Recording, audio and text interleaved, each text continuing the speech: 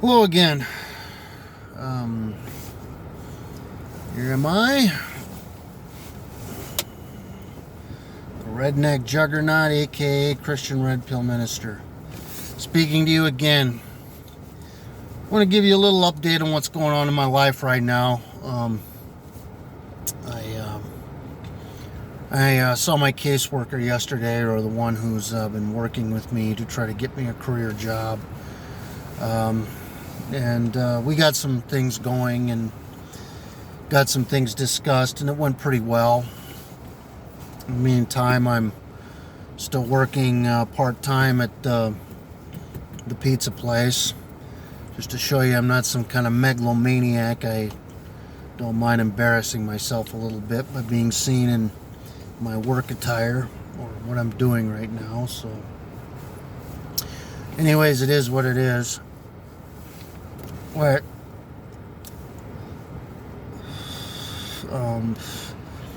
I don't know. The rest of myself, though, I'm kind of figuring out some things, and seeing what's going to happen, and that's it. Letting God lead in my life. Where I'm going to church, it's kind of, I don't know, a little bit of a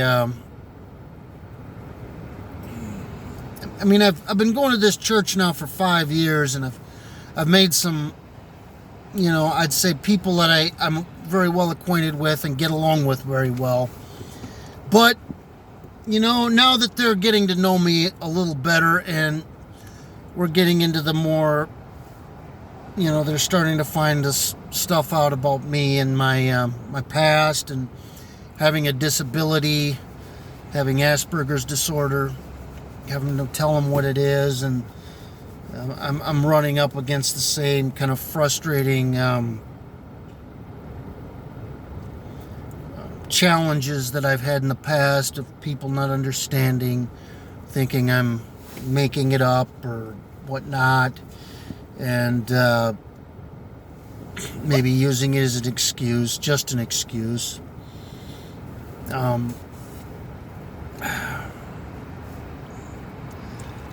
Saying whatever happened in my past, I brought it on myself, which, some of this is true, but sometimes you also, there's more of an explanation than sees the eye, there's more than meets the eye. How about that?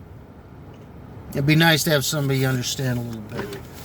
So it's just kind of frustrating and whatnot. I don't know. I might visit another church in the area. And on a good note, though, I'm almost done with this one book that I told you about, I think, in another video. It's a book about, it's called White Gold. It's written by this Miles person. I can't remember his last name, but it's Miles. It's a good book. It was about a 280, almost 300 page book. I'm about at page 250, so I'm practically done with it. But it went into this account of this kid, actually, or he was a kid who was taken prisoner by these Barbary pirates during the the Barbary raids of back in the 18th century, early 18th century. He was a British kid that was taken captive by these, like I said, these Barbary pirates, and he was brought to Morocco. Where was the capital? I think it was Sale, something like that. And that's where all these white slaves Christian slaves were held, and they worked these guys practically to death. And in many cases, they did die. They died of varying sicknesses. The book was full of tragedy, full of bloodshed. This fellow was forced to convert to Islam, and actually, he was practically one of them almost. And I'm getting right to the point where he got away and returned to his home country in England. And a lot of times it seemed like the kings and the rulers of all these European countries would bargain with the Sultan. This Sultan was named Muley Ismail, and he was actually he was a mixed Arab and African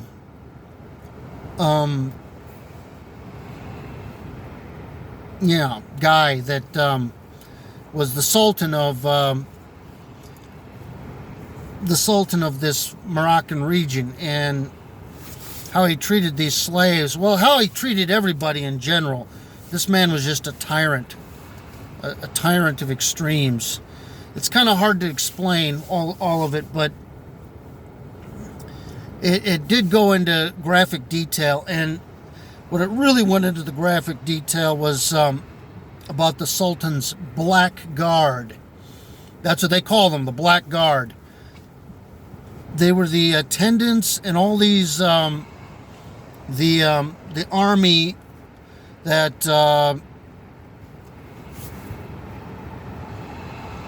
the Sultan held or had. It was the army that the Sultan had that did all the fighting against renegades, against Christians, and hence the word black. They were black. They were African descent. They did all the Sultan's, carried out all the orders of the Sultan. They were the ones that watched after these slaves, that beat them, tortured them, and even killed them sometimes. Now, again, I'm not trying to in any way minimize or deny the transatlantic slave trade of blacks here in America. It did happen.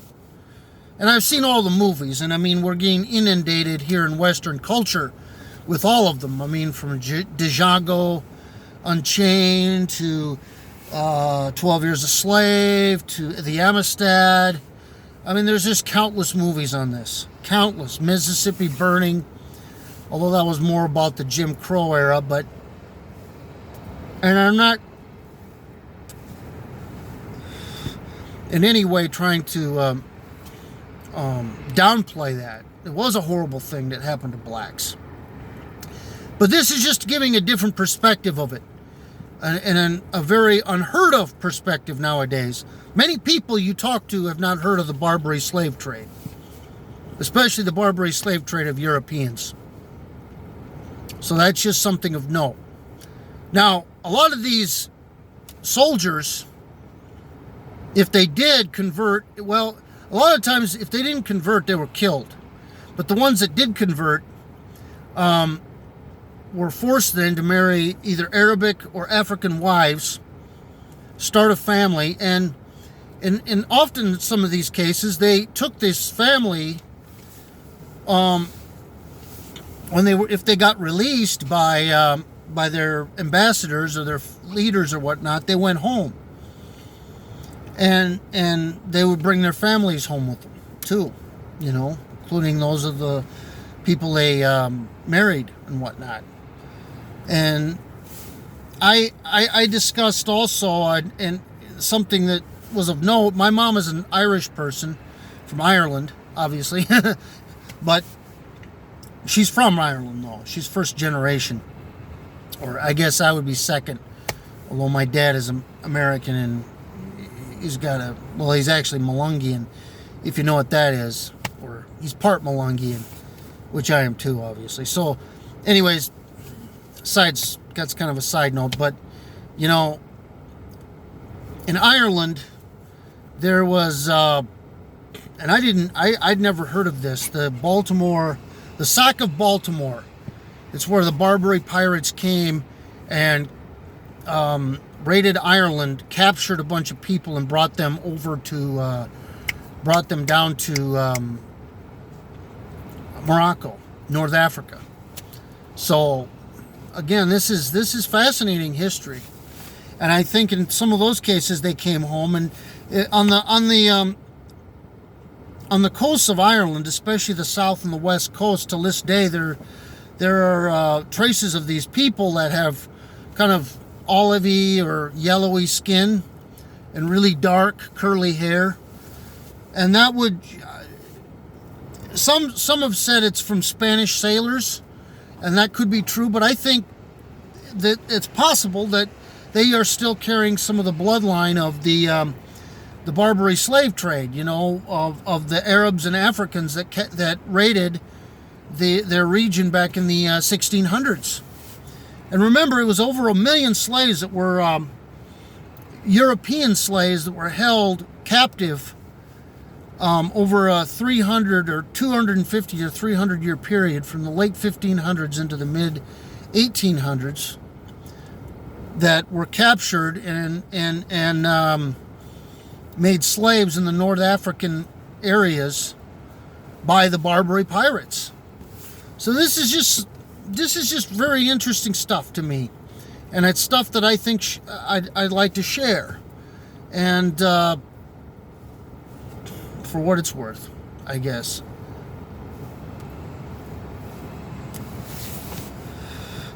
And let me just finish with this. History is not there for us to like or dislike. It's there to teach. And you can't pick and choose your history either.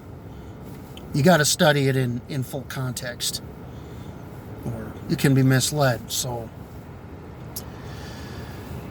that's all I have to say about that. And thank you again for listening. And I hope to get some more subscribers. Anyways, yeah, that's all I have. Take care till next time.